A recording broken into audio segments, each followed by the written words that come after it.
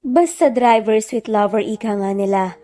Pero paano kung yung taong akala mong totoo sa'yo ay may malaki palang tinatago? At ito ang buhay ni Carla. Mula sa pag-aayos ng mga gagamitin patungo sa bagong bahay ni Jeko, ay umangat ang kanyang paningin patungo sa pinto ng kanyang kwarto nang may kumatok nga mula doon. "Sir, nasa labas na po yung taxi na pinabili nyo," sabi nga ng kanyang sekretarya.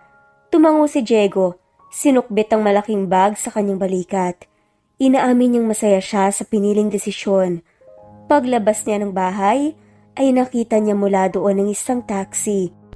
"Habang wala ako ay si Fred muna ang magiging boss mo. Kapag may nagtanong kung nasaan ako, sabihin mong nagbakasyon ako sa ibang bansa." Bago nga umalis si Diego, pinalalahanan nga niyang sekretarya at katulong. Umalis na nga ito, sakay ng kanyang taxi. Maliit lang ang inupahang bahay ni Diego, ngunit sakto yun sa kanya kahit na magdala pa nga siya doon ng kasama. "Magandang umaga, ma'am. Saan po tayo?" Nakaliting tanong nga ni Diego nang may isang babaeng pumasok sa kanyang taxi, suot ang isang panggurong uniforme. "Sa Angel School po, Manong," sagot naman ni Carla habang inaayos nga ang kanyang bag. Nagmamadali nga siya, kaya hindi niya inasikaso ang kanyang bag. Angel School, paaralan ng mga batang may kapansanan. Matagal na nga siyang kuroroon. Kahit maraming paaralan na gusto nga siyang kunin at applyan, ay mas pinili nga ni Carla na doon dahil ayaw niyang iwan ang mga bata. 28 na nga si Carla. Nagsimula nga siyang magturo ng 24 nga siya. 4 na taon na nga rin siyang guro sa Angel School. Kaya mahirap para sa kanyang lumipat sa iba. Paaralan yun ng mga batang may kapansanan o may problema sa kanilang pagkatao, hindi ba? Napaangat ng tingin nga si Carla nang marinig nga ang paghanga sa boses ng taxi driver, ngunit napawang ang labi niya nang makitang bata pa ito. Natatabunan lamang ng bigote at suot nitong sombrero, kaya nagmumukhang matured ang mukha, ngunit napapansin pa nga rin ang gwapo nga nitong mukha at mata. Kumunot ang noo ni Carla at tumango. "Ilang taon ka na? Ngayon lang kita nakita. Halos lahat ng taxi kasi dito nasakyan ko na, kaya alam kong bago ka pa." Sumuliap si Diego kay Carla. "Hindi na ako bata, ma'am. Kaya ko nang gumawa ng bata dahil lagpas na sa kalendaryo ang edad ko. 35 na ako at pangarap na makaasawa ng isang gurong kasing ganda mo." Nakangiting sad nga nang pilyong si Diego na ikinatawa naman ni Carla. "Mangarap ka lang. Susuportahan kita. Hindi naman masamang mangarap eh." Tatango-tangong nagpipigil ng tawa nga si Carla. Nakangusong sumulyap muli si Diego kay Carla. "Ako nga pala si Ding. Matagal na po kayong nagtuturo doon? May naging pasahero ako kahapon. Guro din siya doon, pero sinabi niyang gusto niyang lumipat ng ibang paaralan." Seryosong saad nga ni Diego habang inaalala nga ang sinabi ng kausap niya kahapon. Bumuntong hininga si Carla at tumango. "Matagal na, at alam kong maraming mga guro ang gustong lumipat na. Yun ang lagi nilang pinag-uusapan sa opisina. Nakakalungkot lang kasi kapag umalis sila, mahihirapan na naman si Mrs. Pacifico sa paghahanap ng magtuturo doon kasi mahal ang sweldo at ayaw ng iba na magturo sa mga bata doon." Malungkot nga na kwento ni Carla. Ngunit ni minsan ay hindi inisip ni Carla na umalis doon at lumipat nga sa mas malaking paaralan. Hindi importante sa kanyang maliit o malaki ang paaralan. Ang mas importante sa kanya yung mga batang tinuturuan niya. "Ikaw, naisip mo na rin bang lumipat?" Tumingin nga si Carla sa batang driver dahil sa tanong nga nito. Nagtagpo ang kanilang mga paningin, kaya ngumiti siya. "Ni minsan hindi ko naisip na iwan ng mga bata. Masaya na ako na silang tinuturuan ko. Hindi ko na hiniling pa na lumipat pa sa iba." Nang marating nga ang paaralan, nagpasalamat na nga si Carla kay Diego, ngunit hindi pa nga niya nasasara ang pinto nang tinawag siya nito. "Ma'am Carla!" Yumuko nga si Carla para makita ito. "Carla na lang, Ding!"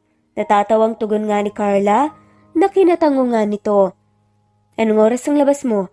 Baka gusto mong ihatid na rin kita sa inyo."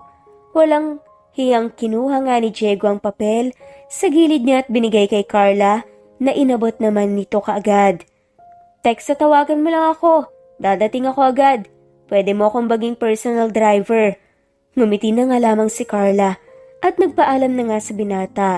Ngunit habang palayo si Diego ay hindi maiwasang titigan ni Carla ang papel na sakto lang ang numero nito. Napailing si Carla sa pagiging handa ni Diego sa ganoong bagay. Pagpasok nga sa kanyang kwarto ay agad na nakita nga ni Carla ang kanyang mga estudyante ng araw na yon. Kada araw ay iba't ibang bata, may kapansanan ang tinuturuan niya. Ngayon ay mga batang hindi makapagsalita, mga pipi. Dahil sa mga batang ito pinag-aralan ng mabuti ni Carla ang sign language. Kaya ng hapon ay pagod na pagod nga siya bagaman masaya siya dahil may natutunan nga rin ng mga ito sa kanya. Hello? Ito ba si Ding? Tinawagan nga ni Carla si Diego habang papalabas nga siya ng paaralan. Si Diego na nga agad ang nahimigan ang boses ni Carla. Ganda, nasa labas na ako. Sa sobrang maginoo ko, hinintay na kita dito para paglabas mo ay ako agad ang makikita mo. Wika nga ni Diego, dahilan para mapatawa nga si Carla. Seryoso nga to, dahil agad ngang nakita ni Carla ang taxi ni Diego sa labas. Bumaba nga ang salamin nito at nakita si Diego na kumakaway sa kanya. Nagmamadaling sumakay si Carla pagkatapos patayin ang tawag. Kanina ka pa ba? Natagalan ako, hindi ko napansin ang oras at nawili sa pagtuturo sa mga bata. Pagod na sinandal nga ni Carla ang likuran at tinitigan nga si Diego na ngayon nakatingin sa kanya. Umiling si Diego, may aliwang muka. Nakatingin sa kanya ang mga mata nito. Hindi naman, pero bakit ganun? Kahit pagod ay maganda ka pa rin, Ma'am Ganda. Mga ganyang itsura talagang nababagay sa akin sa tingin mo. Tumaas baba nga ang kilay ni Diego sa kanya bago hinarap ang manibela at nagmaneho na nga. Tumaas ang kilay ni Carla. Napansin ang pagiging komportable nila sa isa't isa na para bang kahit tagal na nga nilang magkakilala. Bolero ka talaga, Kuya Driver. Alam ko ang ganyang galawan. Ganyan ba kayong mga lalaking lagpas na sa kalendaryo ang edad? Hoy, masama yun ha. Saka hindi ako bolero. Wala pa akong nabolang babae buong buhay ko. Ganyan ako kaseryoso. Sa'yo. Kumindat si Diego sa salamin kung saan nakatitig sila sa isa't isa. Napailing si Carla at napangiti dito na wala biglang nararamdaman niyang pagod habang tumatawa sa mga biro ni Diego. Itabi mo lang dyan sa kanto. Malapit na ang bahay ko mula dito. Hindi makakapasok ang taxi mo doon. Tinurungan ni Carla kay Diego kung saan nga nito itatabi. Pinagbuksan nga ni Diego si Carla ng pinto na kinangiti naman niya. Nagbayad siya dito ngunit hindi yun tinanggap ni Diego sa dahilang, itago mo na lang yan para sa future natin. Mahirap na at baka maubos ko. Wala tayong maiipon sa pampakasal natin. Saka kahit ang ngiti mo na lang, pambayad mo bukas ayos na sa akin. Nasabi mo na ba yan sa mga babaeng sumasakay dyan sa kotse mo? Taas ang kilay na tinignan naman ni Carla. Ang nakangiwing si Diego nang marinig ang sinabi niya. Pabirong sinapo naman ni Diego ang dibdib at may nasasaktang tumingin kay Carla. Aray naman, anong tingin mo sa akin, playboy? Tumango si Carla at tumatawang tinapik nga ang balikat ni Diego na umawang pa ang labi. Oo, yun nga ang tingin ko sa'yo, tumpak. Sagot nga ni Carla habang tumatawa. Sige na, mauna na ako. Napagod ang kamay ko kakakumpas kanina eh. Bukas ulit, salamat. Kumaway na nga si Carla sa katinalikuran na nga si Diego. May ngiting umuwi nga si Diego sa bahay na inupahan nga niya. Nang makita ang pera niyang galing sa pagmamaneho, ay hindi niya mapigilang maging masaya. Nararamdaman na nga niyang pakaramdam ng mga taxi driver. Mahirap ang ganoong klaseng hanap buhay pero masaya naman kapag nakikita mo ang katas ng pinaghirapan mo.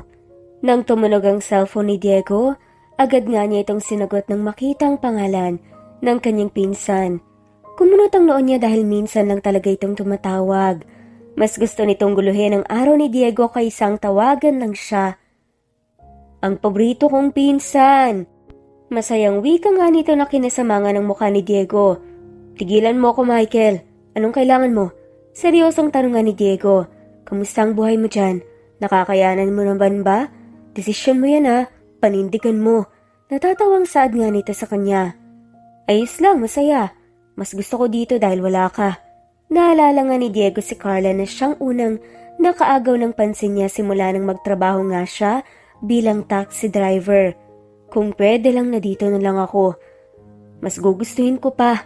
Natahimik nga si Michael sa kabilang linya dahil sa sinabi niya. Seryoso ka ba? Nakakapagtaka. Ano kayang dahilan ng pananatili mo riyan ha? Hindi ko mahanap kung nasan ka. Alam kong may ginawa ka para matago ang lokasyon. Nabaliw ka. Ayaw mo na ba akong kasama, pinsan? Nangasar pa nga nitong saad na kunwari nga ay nalulungkot. Natumpok mo. Hindi nga kita gustong makasama. Agad pinatay nga ni Diego ang cellphone niya. Kinaumagahan ay maagang nagising nga si Diego. Alam niyang maagang papasok si Carla sa paaralan kaya hihintayin nga niya ito. Sa pinaghintayan nito kahapon, napangiti si Diego nang makita si Carla na muling naghihintay doon. Magandang umaga. Ang aga mo naman, ganda. Siguro, alam mo na maaga ako, no? Kaya hinintay mo ako dito. Grabe naman ang effort mo sa akin, ganda. Natatouch ako. Nakangising saad pa nga ni Diego kay Carla na natatawa na nga kaagad sa kabaliwan niya. Napailing si Carla. Hindi niya inaasahan na si Diego muli ang taxi driver na masasakyan niya. Hoy, anong pinagsasasabi mo dyan ha? Maaga lagi ang klase ko. Siguro ikaw tong excited na makita ko. Huwag mo akong masyadong mamiss ding. Hindi naman ako marupok eh. Nakataas ang kilay na saad nga ni Carla. Pero ako marupok. Dapat marupok ka din para pareho tayo. Natatawang kumindat pa nga si Diego nang paandarin na nga ang taxi nito. Nga pala, baka may kakilala kang pwedeng maging janitor. Maliit lang naman ang school kaya umaga lang ang trabaho. Saad nga ni Carla. Napasiliap nga si Diego sa kanya. Ako, pwede. Magaling ako dyan. Saka, pwede ko siyang gawing sideline. Sa hapon na lang ako magbebiyahe. Gusto mo? Kausapin natin yung dean. Ngayon na kung ganun para makasimula ka na nga agad.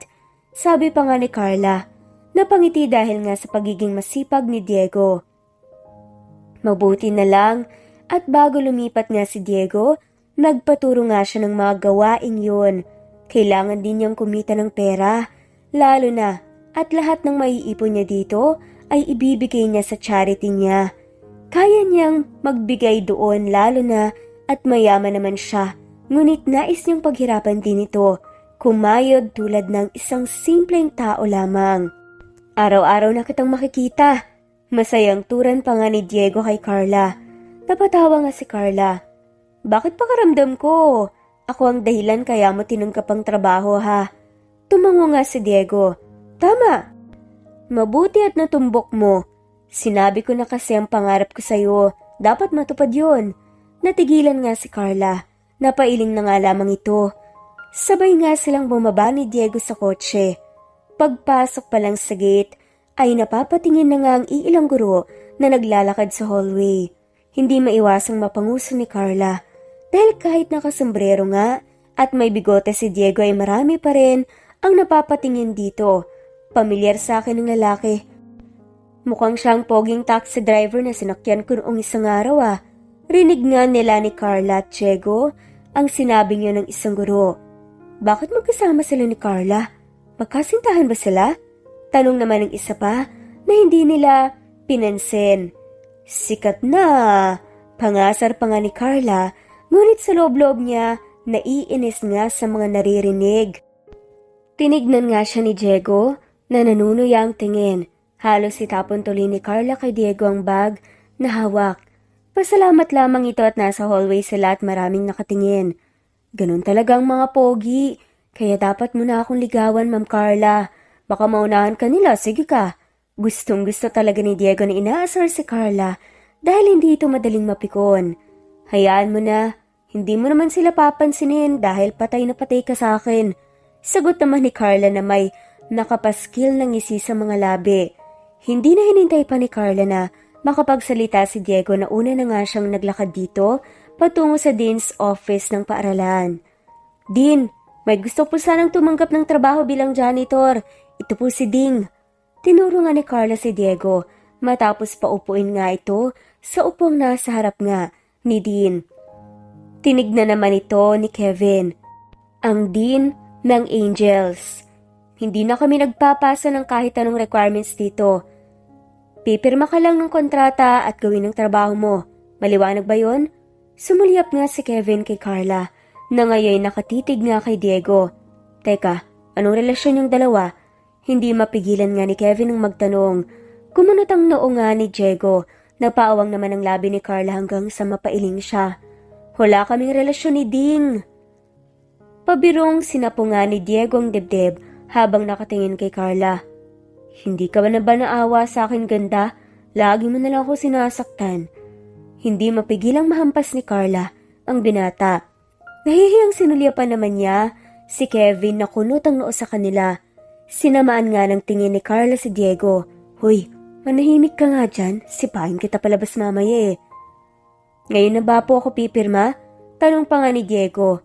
Hindi nagustuhan nga ang titig ni Kevin kay Carla. Napatingin si Kevin kay Diego mula sa pagtitig nito kay Carla. Tumango at may kinuha sa drawer nito. Ibinigay nga niya kay Diego yon kasamang ballpen. Alam ni Carla na hindi naniniwala si Kevin na wala nga silang relasyon ni Diego.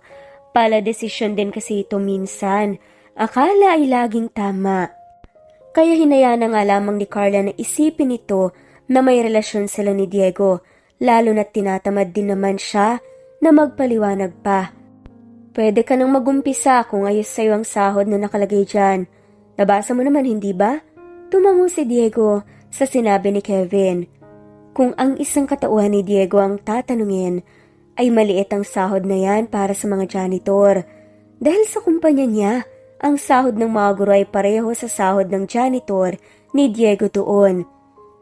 Hindi siya nagbibigay ng ganoon kababang sahod, lalo na at labis ang hirap ng mga to na maglinis sa buong building niya.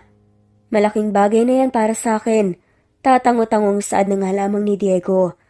Dahil isang taxi driver ngayon si Diego, ay ayos na ayos sa kanya ang ganoon. Makakatulong ngayon sa charity niya. "Sige, pwede ka nang magsimula ngayon." Bumuntong hininga nga na tinignan ni Kevin si Carla. "Ihatid mo siya sa bodega. Andun ang mga kailangan niya. Ikaw na muna ang magturo kung saan siya magsisimula. Alam kong may klase ka pa. Kung hindi ako abala, hindi kita iistorbohin." Umiling na nga lamang si Carla at ngumiti kay Kevin. Dahilan para magsalubong nga ang kilay ni Diego. Tumayo siya at hinawakan ang kamay ni Carla. "Si ganda na lang ang magtuturo sa akin. Pabor sa kanya yon dahil patay na patay sa akin to eh." Tumaas baba nga ang kilay ni Diego kay Carla na kinailing na nga lamang nito. Nagpaalam nga sila kay Kevin na masama ang mukha kay Diego. Pinagkibit balikat ngayon ni Diego at may ngisi ang labing lumabas ng opisina nito. Hula ni Diego ay may gusto nga si Kevin kay Carla. Nakikita niya yon sa mukha ng lalaki. Alam ni Diego ang titig na yon lalo na at halos lahat ng kaibigan niya ay ganun ang titig sa mga kasintahan ng mga to. "Ikaw talaga, ang kulit mo." Kinurot nga ni Carla si Diego pagkalabas ang opisina ni Kevin. Seryosong bumaling nga si Diego sa babae, saka tinusok ang braso nito gamit ang kanyang daliri. "May gusto ba sa'yo yung Dean Kevin na yon?" Tanong pa nga niya. Naikinailing na nga lamang ni Carla. "Huy, anong pinagsasasabi mo dyan? Wala no?" Umirap pa nga si Carla sa binata. Tumaas ang kilay ni Diego sa kanapailing. Mukhang hindi napapansin ni Carla ang titig nga ni Kevin sa kanya. Hindi maiwasang mapangisi ni Diego at nakaramdam siya ng kung ano. "Siguro namamalikmata lang ako kanina. Papaano ay ikaw lang nakikita ng mga mata ko? Kaya nang tumingin ako sa iba, pakiramdam ko, lahat sila may gusto sa mahal na prinsesa." Hinawakan nga ni Diego ang kamay ni Carla. "Turo mo naman sa akin ng mga gamit na gagamitin ko sa paglilinis oh. Mukhang mapapalaban ako dito eh. Sayang ang kapugian at ayos ko ngayon pero dahil makikita naman kita, madalas ayos na." Turan pa nga ni Diego ngunit nakangiwing tinignan nga ang paligid dahil sa laki noon. Iiling-iling na nga lamang na dinala ni Carla si Diego sa bodega at tinuro nga dito ang mga kagamitan. Pero nagtataka siya, bakit hindi nito alam ang gagawin niya? Agad yung kinuha ni Diego, pagkatapos ay dinala nga ni Carla si Diego sa paglilinisan nga nito. Ginawa nga ni Diego ang trabaho niya nang umalis na nga si Carla para sa klase nito. Mabilis na natapos nga ni Diego ang lilinisin niya, kaya maaga nga siyang nagtungo sa kantin. Doon upang bumili nga ng pagkain nila ni Carla. Bumili ako ng tanghalian natin. Sabay na tayo ganda. Nilapag nga ni Diego ang styrofoam sa harap ni Carla. Silang dalawa lamang ang naroon kaya malayang kinukulit nga ni Diego si Carla. Ganda mo pa rin kahit buong araw ka nagtuturo. Uminit nga ang mukha ni Carla. Pigil ang ngiting, nirusuhan nga si Diego. Hindi siya makapaniwala na ang bilis lang niyang nakagaanan ng loob si Diego. Kung tutuusin ay kahapon lang, pero heto ngayon at halos kilala na nga nila ang isa't isa kahit na hindi nga nila ito na pag-uusapan. May baon akong dala. Nilapag nga ni Carla ang baonan sa harap nila at tinignan ang dala ni Grace. Pero ayokong masayang ang effort mo kaya uunahin kong ubusin ang binili mo. Heto, baka gusto mong tikman ang niluto ko. Tinulak nga ng bahagya ni Carla ang baonan, papalapit kay Diego. Yun ang araw-araw na nangyari sa kanila ni Diego at Carla. Sa umaga, sabay nga silang papasok ng paaralan. Magtuturo si Carla at maglilinis naman si Diego. Pagkatapos magtanghalian ni Diego kasama si Carla, ay tumutulak na nga siya para magbiyahe. Sa hapon naman hinahatid nga rin niya si Carla sa kanto nila. Sabado bukas, wala kang pasok, hindi ba? Gusto mong sumama sa probinsya? Sa linggo ako uwi din. Sabi nga ni Diego nang ihatid nga niya si Carla sa araw na yon. Anong gagawin dun?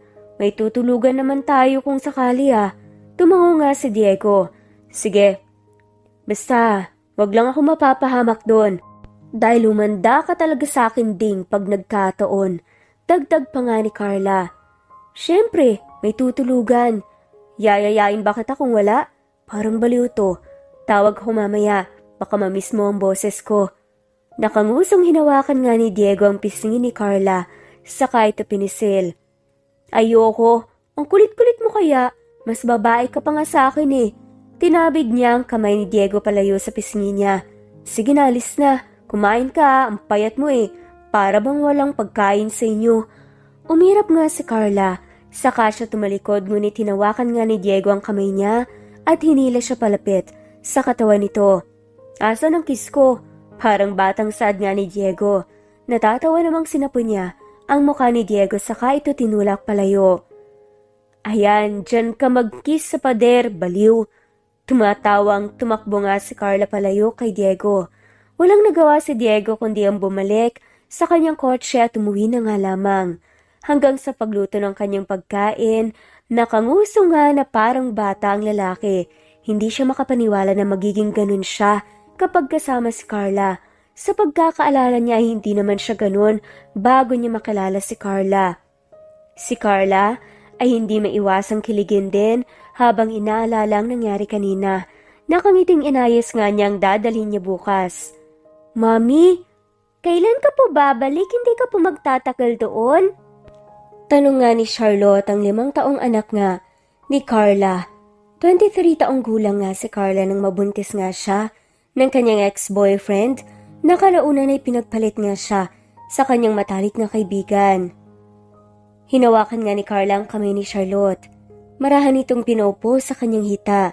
Nang makita ang inosente nitong mga titig, ay napangiti nga siya. Nais na ipakilala nga ni Carla si Charlotte kay Diego. Naghahanap lamang siya ng tamang pagkakataon. Natatakot man sa posibleng reaksyon ni Diego, ay kailangan niyang gawin yun. Hindi niya itatanggi na nagugustuhan na nga niya si Diego. Masaya si Carla kapag kasama nga niyang binata. Dumaraan ang araw, ay mas lalong tumitindi ang nararamdaman niya para kay Diego. Pabalik din ako bukas, anak. Hindi ba sinabi mo na kay mommy na gusto mong makita si Tito Ding mo? Gusto mo bang ipakilala kita sa Lunes, anak? Sumama ka kay mommy sa school, okay? Marahan at malambing nga na saad nito sa anak niya. Alam din ni Charlotte ang tungkol kay Diego. Hindi siya naglilihim sa anak kapag may nagugustuhan nga siyang lalaki. Para na nga itong matured mag-isip. Naiintindihan nga niya na wala na nga sila ng papa niya. Na kahit kailan, hindi na sila babalik pa sa piling ng isa't isa. Pinili nito ang ibang babae kaysa sa mag-ina nito. Baka hindi gusto ni Tito Ding si Charlotte. Mama, wag na lang po. Nakangusong wika pa nga ni Charlotte na kinabuntong hininga naman ni Carla. Hinaplos ni Carla ang likuran ni Charlotte at malapad na ngumiti dito. Mabait si Tito Ding mo. Kaya alam kong magugustuhan niya si Charlotte, okay? Diba mabait din naman si Charlotte namin? Hinagkan nga ni Carla ang anak na tumango. Sana lang ay matanggap talaga ni Diego, ang anak ni Carla, sa dating kasintahan nito. Kinaumagahan ay naroon na nga si Diego sa kanto nila. Bit-bit ang maliit na backpack ay sumakay si Carla sa taxi ni Diego. Napatitig naman si Diego kay Carla. Sa araw-araw niyang nakikita si Carla ay lalo nga itong gumaganda sa paningin niya. Bakit ka ganyan makatingin? Takang tanong nga ni Carla nang mapansin na hindi pa nga pinapaandar ni Diego ang sasakyan dahil nakatitig lang ito sa kanya. Nakakasilaw ang ganda mo. Bumuntong hininga si Diego at lumapit kay Carla. Akmang magsasalita na nga si Carla nang hagkan ni Diego ang noon niya. Mas maganda ka pa sa araw ko. Namula ang pisngi ni Carla. Halos si iwas nga ang paningin kay Diego na natatawang nakatingin sa nahihiyang mukha niya. Kaya habang nasa biyahe inaasar nga ito ni Diego. Halos ihampas naman ni Carla dito ang hawak niyang backpack. Ilang oras ang naging biyahe nilang dalawa. 2:00 na nga nang marating nila ang probinsya na tinutukoy nga ni Diego. Napaawang ang labi ni Carla nang magpagbaba nga ni Diego ay halos matumba ito sa biglang pagyakap ng mga bata dito. Napatitig pa nga si Carla nang makita ang pagtawa ni Diego. Kuya Ding! Ang mga batang ito ay isa din sa mga batang tinutulungan nga ni Diego. Nagpatayo siya ng libreng paaralan sa mga bata roon. Tama na, doon muna kayo. Paglalaro tayo mamaya. Ihahatid ko lang si Miss Ganda ko sa bahay. Huwag kayong mag-iingay mamaya para makapagpahinga siya, okay ba tayo doon? Nang tumango nga, ang mga bata sa sinabi ni Diego, hindi na nga maiwasang mapahanga pa si Carla. Hindi niya inaasahan na ganito kahilig si Diego sa mga mata. Lumapit nga si Diego kay Carla at tinalalayan na nga ito patungo sa bahay niya doon. Nagulat pa nga si Diego nang ipagsalikop nga ni Carla ang mga daliri niya. Nakangiting sinandal ni Carla ang ulo sa balikat ng binata habang naglalakad. Aba, ang sweet ngayon ah. Anong nakain mo ganda? Gusto mo bang bilhan kita ng marami noon para araw-araw kang ganito? Namamanghangang saad ni Diego na ikinatigil nga ni Carla. Mahina niyang hinampas ang tiyan nitong matigas. Ngayon lang yan, pagtiisan mo. Mukhang kilala ka ng mga tao dito eh. Sabi nga ni Carla. Nang buksan nga ni Diego ang gate nito, nayari lang sa kahoy. Siyempre, sino bang hindi makakakilala sa akin? Ako lang naman ang gwapo dito sa probinsya namin. Hindi maiwasang mapabuntong hininga si Carla sa pagbubuhat nga ni Diego sa sariling bangko. Pero inaamin niya na ito nga ang nagustuhan niya kay Diego, ang pagiging masayahin at palatawa. Akmang papasok na nga sila sa loob ng matigilan nga dahil sa pagtawag ng kung sino. At si Diego palang tinatawag. Napatayo ng tuwid si Carla upang tignan ng dalawang babaeng tumatakbo patungo sa kanila. Ding, nandito ka na pala. Narinig namin na dumating ka na kaya agad kaming pumunta dito. Alam mo namang matagal ka nang hinihintay ni Angeli, kaya hinila ko din siya. Sunod-sunod nga nitong sabi na hindi man lang tumingin sa kung sino ang kasama ni Diego. Humigpit ang pagkakahawak ni Carla sa kamay ni Diego, kaya napatingin ang binata dito. Bahagyang hinilang nga palapit ni Diego si Carla sa kanyang katawan at hinagka ng sentido nito.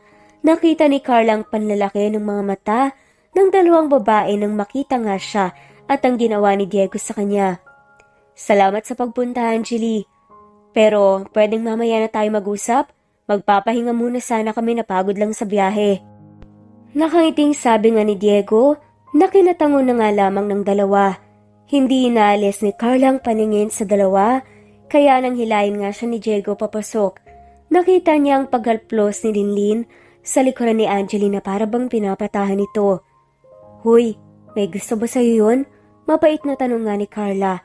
Ngunit nang mapansin na nga na nakatingin nga si Diego sa kanya habang nakataas ang kilay at may mapanuyang tingin, ay napaubo siya at tinayos ang kanyang pananalita.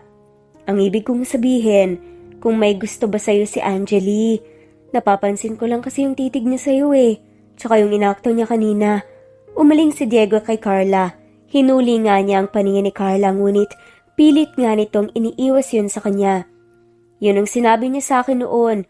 Gusto niya ako, pero sinabi kong hindi ako tatagal dito at babalik din sa Manila. Ngunit sinabing maghihintay siya hanggang sa bumalik ako. Napakibit-balikat na nga lamang si Diego at hinila na nga si Carla patungo sa kwartong tutulugan nito.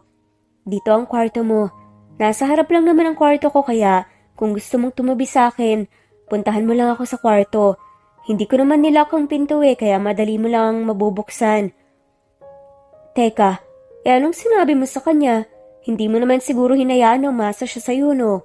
Hindi pinansin ni Carla ang huling sinabi ni Diego dahil naagaw ng pansin niya ang unang sinabi nito. Anong sinabi mo pagkatapos niyang sabihin yun sa'yo? Pangulit nga ni Carla. Unti-unting sumama ang mukha nang makita ang pagpipigil ng tawa ni Diego. Di sinabi kong wala pa sa isip ko yun, na huwag siyang aasa sa akin dahil wala siyang maasahan, lalo na at nasa ibang bagay, nakafocus ang atensyon ko. Bagaman, sinabi niyang handa siyang maghintay, hindi ko naman inaasahan na tututuhanin pala niya yun. Kahit tanungin mo pa sa pinsan ko, siya ang witness ko ng araw na yun dahil magkasama kami nang umamin sa Angeli. Uy, selos ka naman sa kanya. Ikaw lang naman ang pinakamaganda sa inyo eh. Inabot nga ni Diego ang pisngi ni Carla at kinurot ito. Hayaan mo na nga siya, pahinga ka na doon. Napairap nga si Carla at nakangusong pumasok nga sa loob ng kwarto. Tulad ng sinabi ni Diego, ay nagpahinga na nga si Carla. Pagkahiga pa lamang sa kamay, agad na nga siyang nakatulog. Nang magising naman ay agad niyang hinanap si Diego na hindi niya makita doon. At nang lumabas naman ay nakita niya dito sa labas ng bahay. Nakikipaglaro sa mga bata ng habulan. Ngunit tumaas ang kilay ni Carla nang makitang kasali din si Angeli doon. Nakatayo lang si Carla sa pinto nang mapatingin nga doon si Angeli. Bahagya pang natigilan. Napansin niyo ni Diego kung kaya napatingin siya sa kanyang bahay. Ganda ko! Pasayang wika nga ni Diego nang makitang gising na nga si Carla. Gumagabi na, Pogi! Nakangusong sabi naman ni Carla na humawak sa tiyan. Kumukulo ang tiyan niya. Kanina pa kasi siya hindi kumakain. Mabilis na lumapit nga si Diego pagkatapos magpaalam sa mga bata. Napailing pa nga siya nang makita ang pagkunot ng noo ni Carla. Nang tumingin nga sa likuran niya, na alam niyang kay Angeli ito nakatingin. Nagluto ako. Halika na, kumain na tayo. Hinintay lang kitang magising para sabay tayong kakain. Inakbayan nga siya ni Diego at sabay nga na pumasok sa loob. Saan na naman tayo pupunta? Nakataas ang kilay nga na tanong ni Carla nang yayain nga siya ni Diego. Nasa gubat sila, ngunit kahit na gano'n ay may mga ilaw sa paligid, kaya hindi na nga nila pinoproblema na baka maligaw nga sila. Gabi na kaya tanging sila lamang ang naglalakad sa gitna nun. Maliligo tayo sa talon. Malapit lang naman dito saka baka may mga tao din doon. Sayang nga makikita mo na sana ang abs ko. Gusto mo yun? Pilyong, sagot pa nga ni Diego. Napatingin siya kay Carla nang mahigpit itong humawak sa kanya at nilapit nga ang katawan. Nakangiting pinalibot nga ni Diego ang braso sa bewang ni Carla. Hinampas nga ni Carla ang dibdib nito. Hindi ko kailangan ng abs mo, no? Ang dami ko nang nakita niyan. Wala bang wild animals dito, Ding, ha? Lumingali nga si Carla, ngunit dahan-dahang napatingin kay Diego nang mapansing natahimik nga ito. Nakita niya ang pagkunot ng noo nito at dumilim nga ang mukha. Problema mo? Matalim siyang nilingon ni Diego. Nakinangiwi niya. Anong kasalanan niya? Anong marami ka nang nakitang abs? Kanino at saan? Hahantingin ko yung mga yan. Ansik nga ni Diego na kinatawa nga ni Carla. Nagbibiro lang, ano ka ba? Gusto ko talagang makita ang abs mo, Pogi. Nakangising pagbibiro naman ni Carla dito.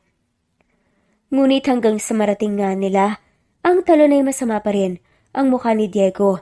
Talagang dinamdam ang sinabi niyang yun. Ngunit dahil sa ganda ng talon doon, ay napaawang ang labi ni Carla sa paghanga. Nawala lamang yun nang makita ang ilang babae at lalaking naliligo. Kasama na nga doon si Angeli na ngayon nakatingin na nga kay Diego. Kaya pala dito mo gustong maligo. Dahil andito yung mga may crush sa'yo. Magaling, Ding. Gigil nga na saad pa ni Carla nang sasamaan nga niya ng tingin ng binata. Gulat naman na napatingin si Diego sa mga naliligo doon. Mabilis na bumaling siya kay Carla at mabilis na umiling dito. Wala akong alam, ganda. Ang alam ko lang kasi maraming naliligo kapag gabi dito eh. Hindi ko naman alam na nandito siya. At hindi naman siya ang pinuntakan natin dito Maliligo tayong dalawa. Gusto mong makita ang abs ko, di ba? Para hindi ka na kung saan-saan pa tumitingin. Sagot nga ni Diego na lalong kinasama ng tingin ni Carla. Bago pa bumuga ng apoy si Carla at hinila nga niya ito patungo sa tubig. O Ding, andito ka rin pala, sabi nga ng isang lalaki doon. Oo, maliligo kami. Gusto kasing makita ni ganda yung abs ko kaso andito naman kayo. Nakangusong saad pa nga ni Diego. Tumatawang nag-asara naman ang mga ito, kaya naiiling na nga lamang na hinila ni Carla si Diego at para maligo na. Masayang kasama ang mga ito, kwentuhan at asaran ang pumuno sa buong lugar. Nasa lingkuran nga si Carla ni Diego at nakayakap nga sa kanya mula doon habang nakikipag-usap ito sa mga naroon. Nakita man ni Carla ang pasulyap-sulyap nga ni Angeli sa kanila, lalo na kay Diego, ngunit hindi niya yon pinansin. Ang mahalaga ay sa kanya nakayakap si Diego. Mag-ingat ka. Pahinga ka na muna pag-uwi. May papakilala ko sa'yo bukas. Tanghali na nga nang umuwi sila ni Diego sa Manila. Nalaman nga ni Carla na nagbibigay pala si Diego, kilala niyang Ding, ng mga groceries o pangangailangan sa mga bata doon kada linggo. Para ding charity. Nagpapasalamat nga si Diego na walang tumawag sa totoong pangalan niya sa lugar na yon. Kung hindi, nabuko na nga siya ni Carla. Ang totoong siya. Malalaman nga nito na nagpanggap lamang siya bilang taxi driver.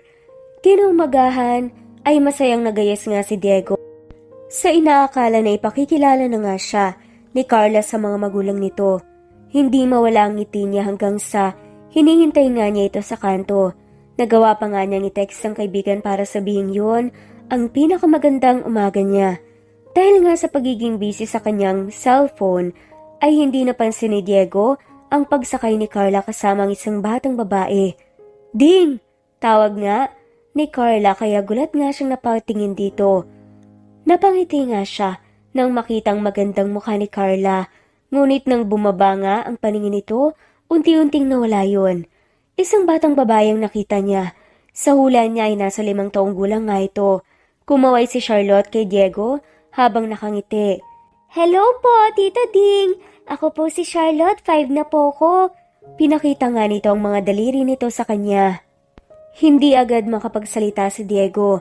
Hindi niya inaasahang batang ipakikilala ni Carla sa kanya. Nagtagpo ang paningin nila ni Carla na malungkot na ngumiti sa kanya. Ding! Si Charlotte nga pala, nako. Anak ko siya sa dating kasintahan ko na hindi ko naman alam na iiwan pala ako. Malumanay nga na saad ni Carla na ngayon nakaramdam ng kaba at takot. Natatakot nga siya sa reaksyon ni Diego dahil mula nang nakita nga nito ang anak niya ay parang nga itong hindi makapaniwala hanggang sa nakita nga ni Carla ang pilit na pagngiti nga ni Diego at tumango sa kanila. Walang salita nga nitong pinandarang taxi nito hanggang sa pagdating sa paaralan ay walang imik si Diego. Ngunit nakikita niya ang pasulyap-sulyap nito sa anak niya. Mama, hindi rin po ako gusto ni Tito Ding. Hindi po siya nagsasalita kanina pa po Malungkot nga na sabi ni Charlotte nang umalis nga si Diego upang magsimulang maglinis. Ayaw ni Papa po sa akin. Tapos ayaw din po ni Tito Ding si Charlotte. Mama, ba't po ba ako? Bakit hindi po nila gusto si Charlotte po? Nagsimulang maiyak si Charlotte kaya agad itong niyakap ni Carla. Pabalik na nga si Diego sa pwesto ni na Carla nang matigilin siya. Narinig nga niyang sinabing yun ni Charlotte sa ina. Nakaramdam siya ng pagsisisi. Nagulat lang naman siya. Napailing nga siya. Hindi ganun yun. Sa totoo ay ayos lang sa kanya na may anak si Carla. Wala namang problema. Pero sana sinabi kaagad ni Carla ang tungkol dito para kahit papaano handa siya. Hindi niya alam kung anong sasabihin, anong magiging kilos niya, at baka biglang ayawan nga siya nito. Kumiyom ang kamay ni Diego at tumalikod. Tumakbo siya sa palabas ng paaralan na muntik pa nga siyang madapa dahil sa pagmamadali. Ready mo ang private plane ko. Pupunta akong Australia ngayon. Tinawagan nga ni Diego ang kaibigan niya na may-ari ng airline. Anong gagawin mo dun? Tanong nga nito. Bibili ng laruan, bilisan mo na lang, pupunta na ako. Hindi maiwasang masaktan ni Carla nang walang Diego siyang nadatnan. Muli sa kanto nila. 2 araw na nga itong wala. Kahit i-text o tawagan niya, hindi ito sumasagot. Binalak niya tuloy na mag-take muna ng 1 linggong leave, lalo na at nakita nga niya kung gaano naapektuhan nga ang anak niya dahil sa reaksyon ni Diego. Lagi itong malungkot at naririnig din niya ang minsang pag-iyak ng bata na wala nang malambing at masayahin nga niyang anak. Anak, gusto mo bang mamasyal tayo? Punta tayo sa mall tapos bili tayo ng mga toys. Nakangiting sad pa nga ni Carla sa anak na tahimik lang na nanonood ng telebisyon. Mama, wag na po. Gusto ko lang pong wag mag-watch dito. Sagot nga nito nang inaalis nga ang paningin sa pinapanood. Bago pa magsalita muli si Carla, narinig nga niyang pagkatok ng pinto. Tatawagan nga niya sana si Lorraine, ngunit nakita niyang busy nga ito sa pagluluto kaya siya na nga lamang ang nabukas noon. Ngunit nagulat nga siya nang makita kung sino ang andoon. Ding, ano ginagawa mo dito? Gulat na tanong nga ni Carla.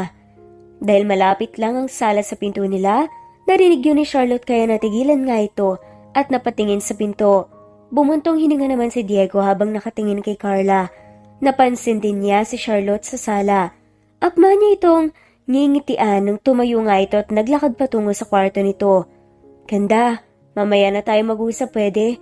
Kukunin ko pa ang loob ng anak mo eh. Pasok ako salamat. Hindi pa man pumapayag si Carla, pumasok na nga si Diego at tumakbo patungo sa anak ni Carla. Dahil sa gulat ay hindi kaagad nakapagsalita si Carla. Nakatingin nga siya kay Diego na pinigilan si Charlotte. Charlotte, hello baby, kamusta? Para pala sa'yo to. Binili ko yan para sa'yo. Sumama ako sa kaibigan ko patungo sa magandang bilihan ng laruan. Pinakita nga ni Diego ang mga dala niyang paper bag kay Charlotte na nakatingala nga sa kanya. Maraming dolls at damit na binili si Tito Ding. Gusto mo bang makita? Nang dahan-dahang tumango nga si Charlotte ay napangiti si Diego. Hinawakan niya ang kamay ni Charlotte at dinala ito sa sofa. Kinuha nga ni Diego ang mga laruan sa paper bag at binigay nga ito kay Charlotte. Hanggang ngayon ay nakatingin lang sa kanya. Tito Ding, gusto mo na po si Charlotte? Marahan nga na tanong ni Charlotte na kinatigil nga ni Diego. Bumuntong hininga si Carla at nilapitan nga ang anak. Nakaupo nga siya sa likuran nito. Tulad nga ni Charlotte ay nagulat nga rin si Carla sa biglang pagsulpot ni Diego doon. Gusto man niyang itanong kung paano nito nalaman ang bahay nila, ngunit isinantabi nga niya yon dahil ayaw nga niyang masira ang moment ng dalawa. Lumambot nga ang ekspresyon ni Diego. Humugot ng malalim na hininga, saka inabot nga ang kamay ni Charlotte. Pinaupo sa hita. Siyempre, gusto ka ni Tito Ding. Nabigla lang si Tito nang pakilala ka ni mama mo. Wala kasi akong ibibigay sa'yo kaya nahiya si Tito eh. Kasi gusto ko sana, kapag may nangyayaring ganun, may ibibigay din si Tito. Pasensya na kung pakiramdam mo. Hindi kita gusto Hindi na mauulit yon. Mahinang pinisil nga niya ang kanyang kamay, pati na rin ang pisngi nito at hinagka ng noo. Ayaw lang ni Tito Ding na binibigla kaya ganun ang naging reaksyon ko. Huwag kang mag-alala, babawi si Tito, maglalaro tayo. Natigilan nga si Carla. Iniisip na nga niya na siya din naman talaga ang may kasalanan. Kung sana sinabi niya kagad kay Diego ang totoo bago niya pinakilala ang anak niya, inaalam na sana muna niya ang magiging reaksyon ni Diego. Kung tanggap ba nito o hindi ang anak niya, ay baka mas naging magandang resulta. Nagiba ang paningin niya kay Diego sa oras na yun, ngunit ngayon na nakikita nga niya itong kausap ang anak niya, masasabi nga niyang maswerte siya at nakilala niya si Ding. Nag-text at tumawag ako sa iyo pero hindi ka sumasagot, kaya naisip ko na baka ayaw mo nang magkita pa. Ako at ang anak ko. Nagpaalam si Diego kay Charlotte, nakakausapin nga muna niya si Carla. At heto nga at nakaramdam naman siya ng pagsisisi. Mali ang desisyon na hindi mo nakausapin si Carla bago umalis. Pati si Charlotte ay naisip na hindi nga niya ito gusto. Hinawakan ni Diego ang kamay ni Carla sa ngumuso dito. Sa sobrang pagmamadali ko kasi naiwan ko ang cellphone sa taxi, kaya hindi ko alam na tatawag ka. Saka hindi ko na rin naman in-expect na gusto mo pa akong kausapin pagkatapos ng ginawa ko. Mali naman kasi na hindi ko kayo kinibo, pero nabigla lang talaga ako. Ganda. Lumapit nga si Diego lalo kay Carla at niyakap ang bewang nito. Naglalambing. Wala naman akong problema kung may anak ka. Pero sa akin lang sana sinabi mo muna sa akin para hindi ako nabigla ng ganun. Akala ko magulang mo ang ipakikilala mo kaya todo ayos ako. Kung sinabi mong anak mo dapat bumili muna ako ng mga laruan o maibibigay sa kanya. Napailing si Carla sa sinabi ni Diego. Wala na akong magulang, saka hindi naman kailangan na bigyan mo siya ng kung ano eh. Pinakilala kita sa kanya kasi gusto kanyang makilala. Gusto niyang makilala ang susunod niyang tatawaging papa. Nakangiting saad nga ni Carla na kinatingin nga ni Diego sa kanya. Hindi makapaniwala. Anong ibig mong sabihin, ganda? Tumaas nga ang sulok ng labi ni Diego. Lalong nilapit nga ang mukha kay Carla. Gusto ba niya akong maging papa? Ikaw. Tumaas naman ang kilay ni Carla. Natatawang tinulak palayo ang mukha ni Diego na halos idikit na nga sa mukha. Anong ako? Gusto mo akong maging ano? Dahil makulit nga si Diego lalo lamang na nilapit nga ni Carla ang kanyang mukha. Maging kaibigan. Natatawang sagot nga ni Carla. Sa kanilagay ang mga kamay sa magkabilang balikat ni Diego nang hapitin nga nito ang bewang niya. Nagsalubong ang kilay ni Diego. Hindi nagustuhan ang sinabi ni Carla. Anong kaibigan? Hindi ako papayag. Sabihin mong gusto mo ako maging forever mo. Hina mo naman, ganda. Alam ko namang patay na patay ka sa akin eh. Ayaw mo lang aminin. Hindi naman porke na lagi kayong tamang mga babae, magsisinungaling ka na. Napatawa nga si Carla. Hoy, anong pinagsasasabi mo dyan? Ang taas ng bilib mo sa sarili mo ah. GGSS ka? Gwapong-gwapo sa sarili? Umirap nga si Carla kay Diego, may ikinatawa lang nito. Gwapo naman talaga ako ah. Kita mo ang daming ang nagkakagusto sa akin eh. Sabi nga ni Angeli kapag ayaw mo na sa akin, punta lang daw ako dun sa kanya eh. Nakangising sabi pa nga ni Diego na kinatalim nga ng tingin ni Carla sa kanya. Hinampas nga niya ang balikat ni Diego. Kailan niya sinabi ha? Nagkausap kayo? Bakit hindi ko alam? So gusto mo na rin pala dun sa kanya. Sige, pumunta ka na dun.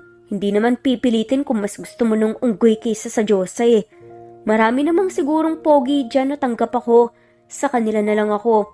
Asar pa nga ni Carla. Ngunit agad nga na napikon si Diego doon. Binitawan nga siya ni Diego at padabog na nagtungo kay Charlotte. Nanlaki ang mga mata ni Carla nang makitang tinuro nga siya ni Diego pagkatapos nitong kausapin ng anak niya. Charlotte, payag ka nun maghahanap si mama mo ng iba? Ayaw na raw niya sa akin eh. Sumbong pa nga ni Diego kay Charlotte. Akala ni Carla tatawanan lamang yun ni Charlotte, ngunit laking gulat niya nang tumayo si Charlotte at lumapit sa pwesto niya. Namewang pa nga ito. Mama ko, bad po yun.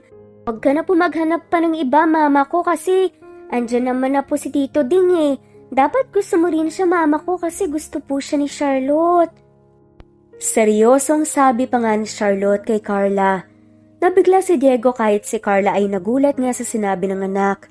Alam niyang hindi hilig nga ni Charlotte ang magsabi ng nararamdaman nito. Hindi ito nagsasabi kay Carla kung nagugustuhan nga nito o hindi ang makakadate niya dahil alam ni Carla na kung saan nga siya masaya ay doon din ang anak niya. Ngunit ngayon sinabi nito na gusto na nga nito si Diego. Isa lang ang ibig sabihin ng anak niya. Gusto nitong maging papa si Diego. Nakita nga ni Diego ang lihim na pagngiti ni Carla, kaya mas nilapit nga niya ito. Bakit ka nakangiti, ganda? Hindi ka na maghahanap ng iba? Kita mo na pati si Charlotte gusto talaga ako. Ang pogi ko talaga. Pinasadahan nga ni Diego ang buhok at hinimas nga ang peking bigote niya. Tumango-tango naman na sumang-ayon na nga lamang si Charlotte na kinatawa ng malakas ni Carla. Gigil nga niyang kinurot ang pisngi ng dalawa. Maglaro na nga lang kayo ron. Titignan ko lang kung tapos na si Lorraine tapos kakain na tayo. Mamamasyal kami din, gusto mong sumama? Tinignan nga ni Carla si Diego na ngayon nasa anak na nga niya ang atensyon. Sige, sasama ako. Dala ko naman ang taxi ko Sagot nga ni Diego. Mama ko, wag na lang po tayong mag-buy ng toys po kasi may mga toys na po nabigay si Tito Ding Sabi nga ng anak niya. Lumapit nga si Diego sa anak ni Carla at binulungan nga ito na siyang kinakunot nga ng noo ni Carla. Lumiwanag ang mukha ng anak niya kaya nagsalubong ang kanyang mga kilay. Hanggang sa lumipat nga sila sa sofa kaya walang nagawa si Carla, kundi ang puntahan nga si Lorraine upang tulungan ito. Araw-araw na nga pumupunta si Diego sa bahay ni Carla para lang makipaglaro sa anak niya. Kapag may trabaho naman sila, mas gusto na nga ni Diego na sa bahay nila Carla sila magtanghalian para makasabay nga nila si Charlotte. Habang tumatagal, ay mas naa-attach na nga si Charlotte sa binata. Mas nagiging close nga ang dalawa na halos ayaw na ngang mawalay sa isa't isa. Ano, Sabado naman bukas ba? Wala kang pasok? Tanong nga ni Diego. Nang ihatid nga siya ni Carla sa kanto. Gabi na at kailangan na nga nitong umuwi. Tumango si Carla. Oo, bakit? Huwag mong sabihin na makikigulo ka na naman sa bahay ha. Kinukuha mo na ang anak ko sa akin. Nakangusong sabi nga ni Carla na kinatawa nga ni Diego. Iiling-iling na nga lamang hinila ni Diego si Carla palapit sa kanya. Sumandal sa taxi niya at hinapit ang katawan ni Carla. Nagpaalam na ako kay Charlotte na ilalabas kita bukas. Sa linggo, 3 na tayong lalabas. Malambing na saad nga ni Diego. Para masolo naman kita. Tumaas ang kilay ni Carla. May sinuhol ka kay Charlotte, kaya yun pumayag no? Napangiwi naman si Diego sa sinabi niya. Walang ganun ganda. Basta susunduin lang kita. Nang gabi dito 7 o'clock dapat nakaayos ka na. Napakunot noo nga si Carla. Bakit gabi? Pwede naman sa umaga. Nagtatakang turan pa nga nito. Umiling nga si Diego at hindi sinagot yun. Sige na, uwi na ako. Tawag ako ulit mamaya. Baby time tayo. Natatawang saad nga ni Diego na kinawala nga ng ngiti ni Carla. Nang sumunod na araw, maagang natapos nga si Carla sa pag-ayos. Dahil sa excitement na nararamdaman niya. Yun ang unang date nila ni Diego. Yes, date na nga ang tawag niya sa paglabas nila ni Diego. Dahil maayos na nga ang lahat ay naisipan nga ni Carla na umamin kay Diego ng nararamdaman niya.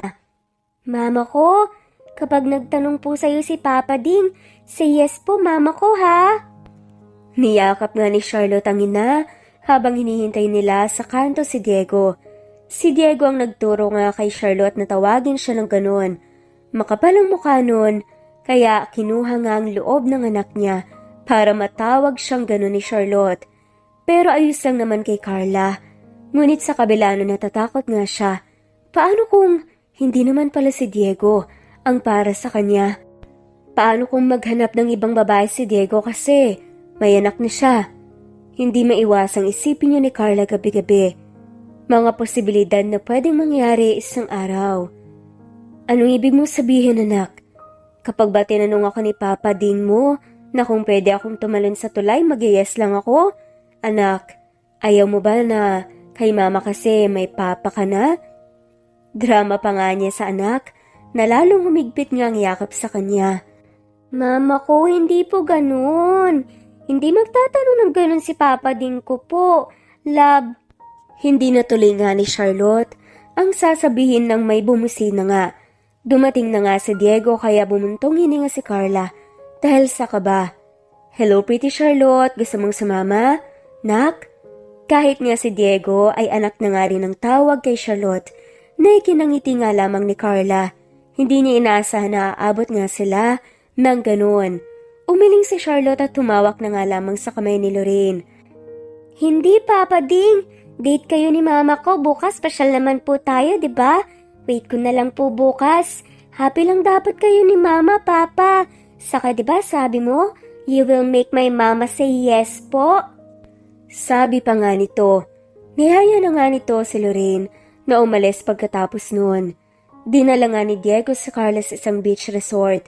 Nagtataka pa nga si Carla. Ngunit agad na sinabi nga ni Diego na pagmamay-ari yun ng kanyang kaibigan. Ang resort na yon na lingid sa kaalaman ni Carla ay pagmamay-ari pala ni Diego. Nakilala nga niya bilang Ding, na isang taxi driver. Pagbaba nila patungo sa baybayin ay napatanga si Carla. Mula doon ay makikita nga niya sa gitna ng baybayin ng isang candlelight table na puno ng pagkain. May nakakalat na petals ng roses sa paligid at disenyong nagbibigay ilaw sa parte na yon. Gulat nga siyang napatingin kay Diego na ngayon nakatitig nga sa kanya. "Ding, akala ko ba lalabas tayo?" tanong nga ni Carla. Tumango si Diego at hinawakan nga ang kamay ng babae. Bahagya siyang hinila patungo sa mesa. "Nasa labas na tayo, ganda." Inalalayan nga siya ni Diego na maupo sa upuan na naroon. "Nagpatulong ako sa kaibigan ko para dito.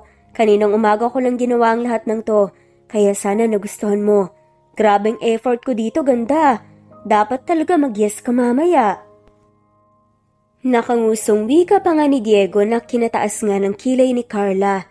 Kanina pa nga siya nagtataka sa pinagsasasabi ni Diego at ng anak niya tungkol sa yes na yon. Ngunit imbes na tanungin nga si Diego ay hinintay na nga lamang niyang kusa itong magsabi sa kanya. Pinagsilbihan nga ni Diego si Carla sa pagkain. May ngiti sa mga labi sabay silang kumain. Pasuliap-suliap naman si Carla kay Diego na ngayon malapad nga ang ngiting nakatitig sa kanya. Nang matapos kumain, ay tumayo na nga si Diego sa harapan ni Carla at nilahad ang kamay nito. "Pwede ba kitang maisayaw, mahal na Reyna?" Malambing pa nga niyang sabi. Walang pag-aalinlangan na tinanggap ngayon ni Carla. Kasabay ng pagtayo nila at paghapit ni Diego ng bewang ni Carla ay ang pagtugtog nga ng musika. Napangiti si Carla at sinandal nga ang mukha sa dibdib ni Diego. Hindi niya inakala na magiging masaya pa nga siya pagkatapos ang nangyari sa kanila ng dating kasintahan. Hindi niya inaasahan na darating ang lalaking handang tanggapin siya. "Ang ganda-ganda mo ngayon." "Ganda ko." Hinagkan nga ni Diego ang ulo ni Carla. "Ngayon lang ba?" Sandaling natigilan si Diego. "Araw-araw ka maganda. Kahit yata tulog ka, maganda ka pa rin eh. Pero siguro mas gaganda ka lalo kapag nag-yes ka sa akin." Seryosong saad nga ni Diego na kinatingala nga ni Carla kay Diego. Bahagya pang natigilan sa pagsayaw. "Anong yes? Anong ibig mong sabihin? Ding, diretsuhin mo na nga ako?" Kinakabahang tanong nga ni Carla. Nakinangiti naman ni Diego. "Bakit hindi ka lumingon sa likuran mo at sabihin sa akin ang sagot mo? Turn around, ganda." Sumulyap nga si Diego sa kanyang likuran kaya wala nga siyang nagawa kundi ang sundin nga ito. Dahan-dahang lumingon si Carla ngunit ganoon na lamang ang paggawang ng labi at panlalaki ng kanyang mga mata nang makita yon. May mga taong may hawak nga na placard. Bawat isang letra meron sila. Gulat ngang sinapo ng babae ang bibig sa gulat nang lumabas nga mula sa mangito. Si Charlotte bitbit ang placard na may nakasulat na "Ganda." "Can you be my girl, ganda?" Yon ang eksaktong nakasulat nga doon. Hindi maiwasang mapaiyak nga ni Carla nang makita nga ang iilang mga kaibigan niya at katrabaho. Silang nakahawak ng mga placard. "Ding!" Nahiiyak ka na nilingon ni Carla si Diego. Ngunit lalong nagulat nang makita ang hawak nito na kahon. Nakapaloob ngang magandang kwintas. "Hindi pa ako magpo-propose kaya kwintas na lang muna. Ayaw naman kitang biglain. Pinaghirapan ko tong mabili para sa'yo, ganda. Kumindat pa nga ito kay Carla, kaya hindi niya maiwasang mahampas. Hoy, ano ba tong pakulo mo ha? Para namang baliw ding eh. Ngumiwi nga si Diego sa sinabi niya. Tulad ng nakalagay sa card na yon, gusto kita Carla. Mahal kita. Hindi mo man alam pero unang pagsakay mo pa lang sa taxi ko, gusto na kita kaagad ng panahon na yon. Siguro nga, love at first sight, sabi ng pinsan ko. At ito ang tinutukoy ni Charlotte na yes mo, ganda. Pumuntong hininga si Diego at hinawakan nga ang kamay niya. Can you be my girl, Carla Andres? Lalong napaiyak si Carla. Buong buhay niya ay walang lalaki pang gumawa ng ganoong sorpresa sa kanya. Wala pang lalaking nagtanong sa kanya noon sa ganitong paraan. Ito pa lang, tumango si Carla takmang magsasalita nang may boses nga silang narinig na siyang kinatigil nga ni Carla sa pagsasalita. Hindi pwede. Hindi mo makukuha sa akin. Ang magina ko. Akin lang sila. Nanlaki ang mga mata ni Carla nang marinig ang boses ni Michael, ang dating kasintahan niya na ama ni Charlotte. Nasa likuran nga ito ni Diego, kaya agad itong nakita ni Carla. Naramdaman naman ni Carla na natigilan nga si Diego. Carla babe, hindi pwede. Charlotte anak, andito na si Papa. Ngunit imbes nga na lumapit si Charlotte sa ama, tumakbo nga ito patungo kay Lorraine at nagtago na nga lamang na para bang takot na takot sa ama. Michael, anong ginagawa mo dito? Kinakabahang tanong nga ni Carla na humawak pa. Kukunin ko na kayo ng anak natin, Carla. Galit na sabi pa nga ni Michael. Dahil simula pa naman ay akin na kayo. Hindi kayo makukuha ng kahit na sino sa akin. Tinaliman nga ng tingin ni Michael ang nakatalikod nga na si Diego. Sumama naman ang mukha ni Carla, mas matalim ang tingin ang binigay kay Michael. Ang kapal naman ng mukha mo para angkirin kami? Baka gusto mong ipaalala sa'yo. Ang ginawa mo sa amin ng anak mo. Michael, pinagpalit mo lang naman kami sa best friend ko. Pinili mo siya kaysa sa amin. Galit ng sigaw nga ni Carla. Nadala lang ng pugso ng damdamin, Carla. Pero napailing nga ang babae sa sagot ng lalaki. Bakit? Kaya ba ayaw mo dahil sa lalaking yan? Talagang ginamit niyo pa ang anak ko sa kabaliwan niyo. Lumapit nga si Michael ngunit humarang si Carla dito. Kabaliwan? Hindi mo kayang gawin. Kaya kabaliwan ang tawag mo. Effort yan ang lalaking tanggap ako. Effort na wala ka sa katawan. Supladang sagot pa nga ni Carla. Sumama ang mukha ni Michael kaya hinawi nga niya si Carla na muntik nang ikatumba nito. Ngunit mabilis na pinulupot nga ni Diego ang braso sa bewang ni Carla. Magdahan-dahan ka. Galit na asik nga ni Diego na sinamaan nga ng tingin ni Michael. Natigilan naman si Michael na makita nga si Diego. Halos lumuwa ang mata sa nakita hanggang sa nagsalubong ang kilay. Diego? Ikaw? Anong ginagawa mo dito?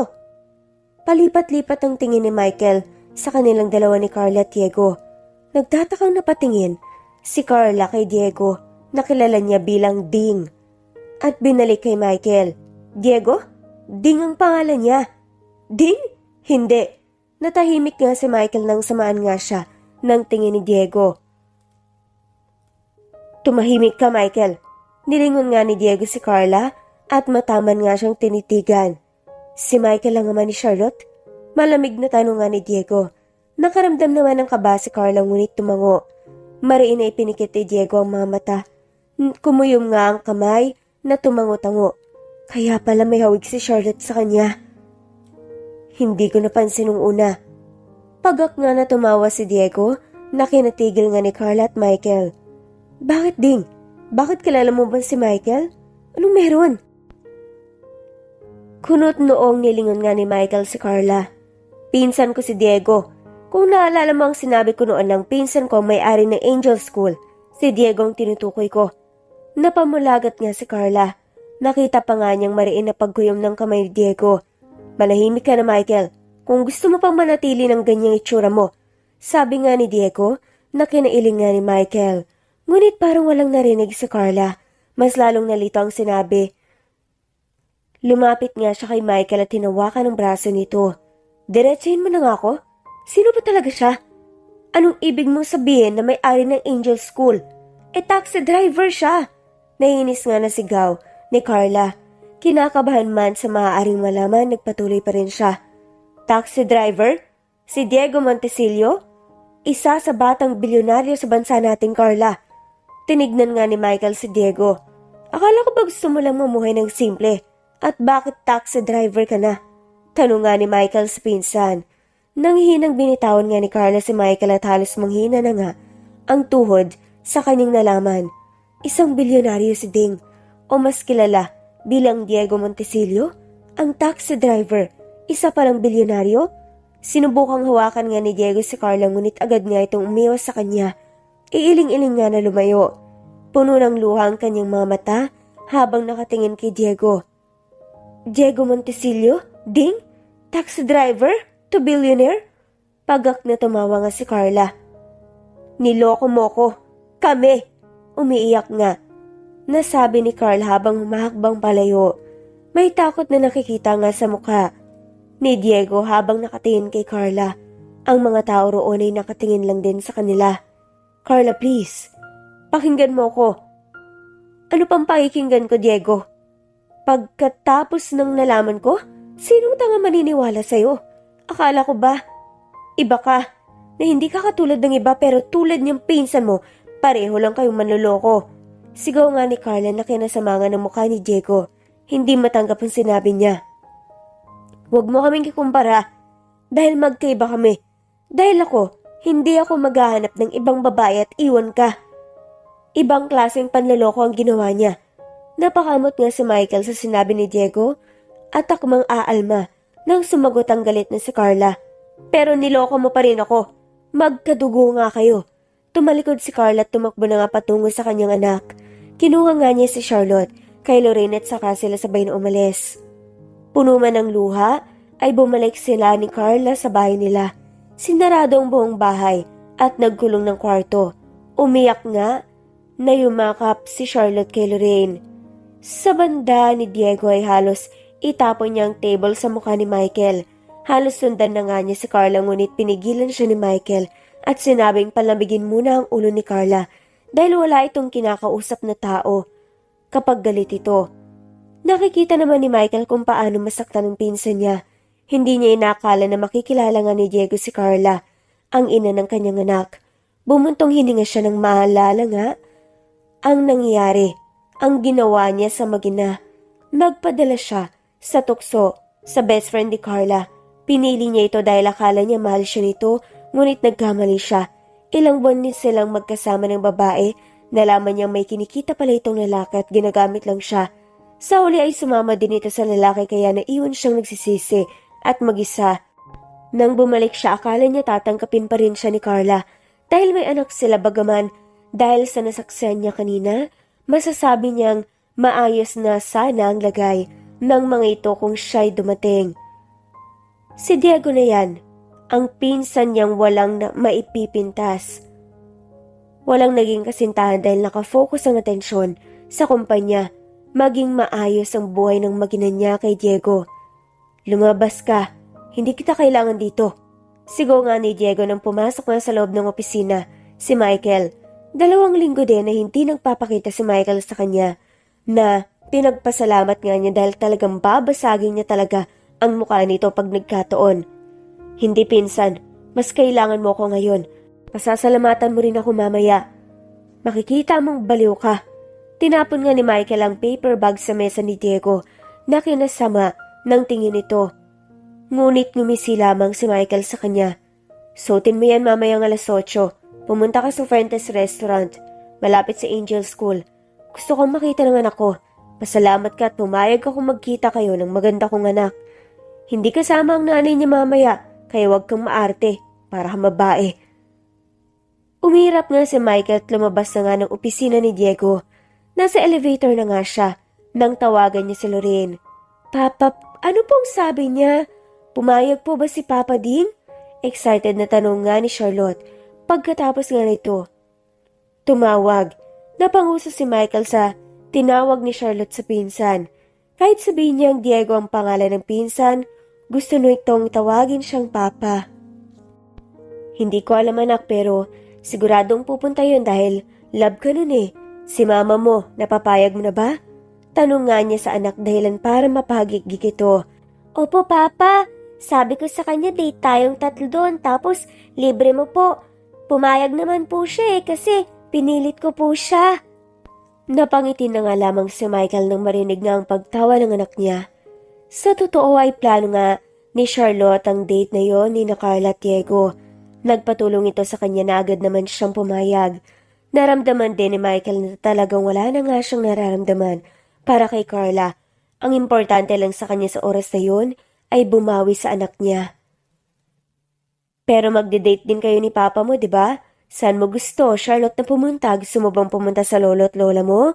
Malambing nga na saan ni Michael na kinatawa ni Charlotte. Nag-usap ang dalawa na maaari nilang gawin mamaya kapag umalis na nga sila ni Carla. Nagplano sila kung paano nga sila i-exit mamaya para matuloy nga ang pag-uusap at date ng dalawa na hindi naman pinaghihinalaan ni Carla. Bakit kailangan sa VIP room? Kunot noong tanungan ni Diego kay Michael. Nang marating nga ang kwarto, naghintay nga si Diego roon. Magkikita sila ni Charlotte pero ang totoo, umaasa si Diego na makikita rin niya si Carla upang makausap nga ito ng masinsinan. Ilang beses na kasi niyang tinangkang kausapin ito ngunit lagi siyang iniiwan. Tinext nga ni Diego si Michael kung nasaan nga ang mga ito. Kaya habang wala pa nga si Charlotte, ay umorder na nga rin siya ng makakain. Mula sa kanyang cellphone, bumukas ang pinto. Si inaakala na waiter, magdadala ng pagkain hindi at tinignan nga ni Diego. Pakilagay na nga rin dyan. Sabi niya ngunit natigilan ng makarinig ng singhap kasabay ng pagnuot ng pamilyar na pabango sa kanyang pangamoy. Ding? Diego? Anong ginagawa mo dito? Gulat na tanong nga ni Carla na kinatayo nga ni Diego. Ngunit mas nagulat nga si Carla sa itsura ni Diego. Wala itong sombrero at lalong bigote. Nagpakita sa totoong kagwapuhan nito. Dumagdag pa ang suot nitong halatang mamahalin. Ganda? Akmang tatalikod na nga sana si Carla nang huliin nga ni Diego ang bewang niya. Pilit pang nagpupumigla si Carla ngunit hindi na nga siya binitawan pa ng lalaki. Mag-usap tayo. Pero bago yun, bakit ikaw nandito? Di ba si Charlotte ang kikitain ko? Ano? Si Charlotte at Michael ang kikitain ko dito. Tumalim ang tingin nga ni Diego nang marinig nga ang pangalan ng pinsan. Bakit ka makikipagkita sa lalaking yun? Ano, nagkabalikan na kayo? Kayo na ulit? Bubuuin niyo na ulit ang pamilya niyo? Ayaw mo na sa akin, ganun? Sunod-sunod nga na tanong ni Diego na ikinatigil ni Carla. Marahas na hinampas nga niya si Diego sa dibdib. Anong pinagsasabi mo? Walang ganung mangyayari. Gusto lang ni Charlotte na kumain kaming 3 sang sabay. Saka bakit ba ako nagpapaliwanag sa'yo? Sino ka ba? Umirap si Carla at pilit na tinutulak palayo si Diego. Mahal mo pa siya? Tanong nga ni Diego na ikinailang nga ni Carla. Tinaasan ng kilay si Diego. Hindi. Paano ko siya mamahalin kung ikaw ang mahal ko? Natigilan nga si Carla sa kanyang sinabi. Nanlaki nga ang mata ni Diego. Ang ibig kong sabihin. Napangisi na nga lamang si Diego. Mahal mo ko at mahal din kita. Iyon ang ibig mong sabihin, ganda. Lalong nagulat nga si Carla. Mahal mo ko? Inosenteng tumango si Diego at niyakap nga si Carla. Sinandal nga niya ang ulo sa balikat ni Carla at bumuntong hininga. Ganda, sorry na please. Huwag ka nang magalit sa akin. 2 linggo na akong hindi makatulog kasi iniisip kita eh. Hindi ko na alam ang gagawin para kausapin mo ko.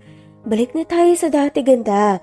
Ako pa rin naman to. Totoo lahat ng mga pinakita ko sa'yo at ginawa ko para sa'yo at ang pagmamahal ko. Gusto na kitang makasama, kayo ni Charlotte. Pero niloko mo pa rin ako. Saad nga ni Carla na hinaplos ang buhok ni Diego. Hindi niya mapigilang maawa kay Diego nang mahimigan ng lungkot sa boses. Pero handa na akong makinig sa'yo. Bakit mo ginawa yun?